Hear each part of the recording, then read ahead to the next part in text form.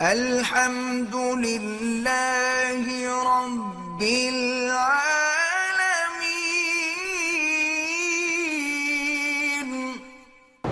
ایک لڑکی نے لکھا کہ میں اپنے شوہر کے ساتھ ہوں، وہ بدفعلی کرتا ہے، ہر وقت لڑائی جھگڑا کرتا ہے، نماز بھی نہیں پڑھتا، 4 بچے ہیں۔ میری بیٹی اب صبر کریں، صبر سے کام لیں، اور 2 رکعتیں نماز پڑھ کے اللہ سے دعا مانگا کریں، اور اللہ کا نام ہے یا مانع یا مانع یا مانع، روزانہ 70 دفعہ کھانے پہ دم کر کے پانی پہ اس کو دیا کریں کہ اللہ اس کو برائیوں سے روک دے۔ اگر خاوند اور بیوی دونوں راضی ہیں اور اس نے عورت کا الٹ راستہ استعمال کیا ہے، پھر بھی اللہ کی دونوں پہ لعنت ہے۔ اللہ نے کہ نبی نے فرمایا کہ من اتی فی دبر امرأتہ، جو آدمی عورت کو پیچھے سے استعمال کرتا ہے، فعلیہ لعنت اللہ، اس پہ اللہ کی بھی لعنت ہے، فرشتوں کی بھی لعنت ہے، اور تمام نیک لوگوں کی بھی لعنت ہے۔ اور پھر یہ قرآن کا مسئلہ ہے، اللہ فرماتے ہیں کہ فاتو حرثکم، تم اس جگہ کو استعمال کر سکتے ہو جس سے اللہ نے تمہیں اولاد دینی ہے، پیچھے سے تو اولاد پیدا نہیں ہوتی۔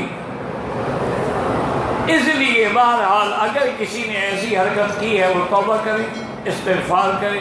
یہ وہی میں عرض کر رہا تھا کہ یہ اسی فلموں کی لعنت ہے۔ فلمیں دیکھتے ہیں نا ہم 60، تو اس میں طریقے جو ہے نا وہ استعمال کرتے ہیں۔ ایک آدمی نے مجھے سنایا، میرا دوست تھا، میں نے پوچھا یار کیا حال ہے تمہارے بیوی بچوں کا کیا حال ہے؟ اس نے کہا جی بیوی تو بھاگ گئی ہے، بچے بڑے ہو گئے، وہ بھی چھوڑ گئے۔ میں کہا کیا ہوا بھائی، تمہاری تو بڑا آپس میں اتفاق تھا۔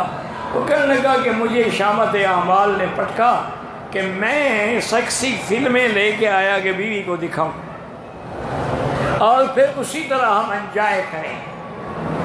میں نے اس کو فلمیں دکھائیں تو صبح اس نے کہا کہ اچھا میں جا رہی ہوں، تم تو مرد ہی نہیں ہو، مرد تو وہ ہیں جو فلموں میں ہیں۔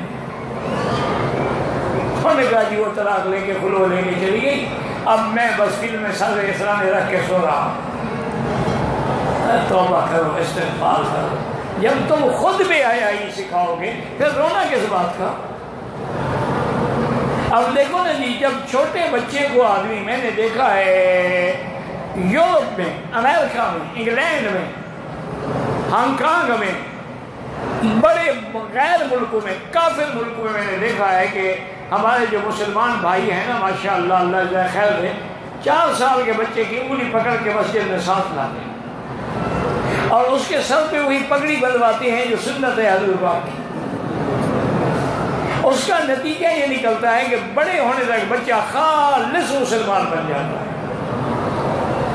میں نے ایسی لڑکیاں بھی دیکھی ہیں، میرے لیے تو خیر بیٹیاں ہیں، لیکن وہ محبت کرتی ہیں بیچاری، تو وہ جو ڈبل ایم اے ہے، کوئی ڈاکٹر ہے، کوئی پی ایچ ڈی کر رہی ہے، اور ماڈرن لڑکیاں ہیں، لیکن نماز کے بعد سر سے لے کر پاؤں تک کپڑا اوڑھ کے بالکل تہجد پڑھتی ہیں۔ تو جب تربیت نہیں ہوگی نا تو پھر بچے تباہ و برباد ہو جائیں۔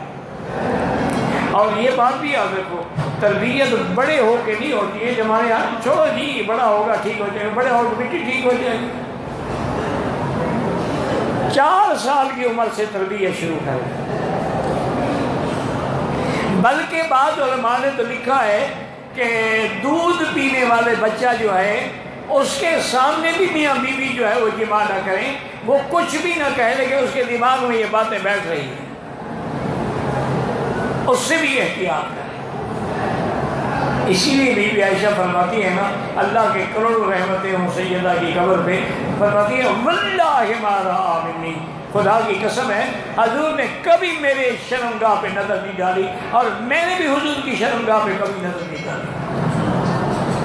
یہ ہے ادب، یہ ہے حیا۔ تم تو حیوان بن گئے، انسانیت سے نکل چکے ہو۔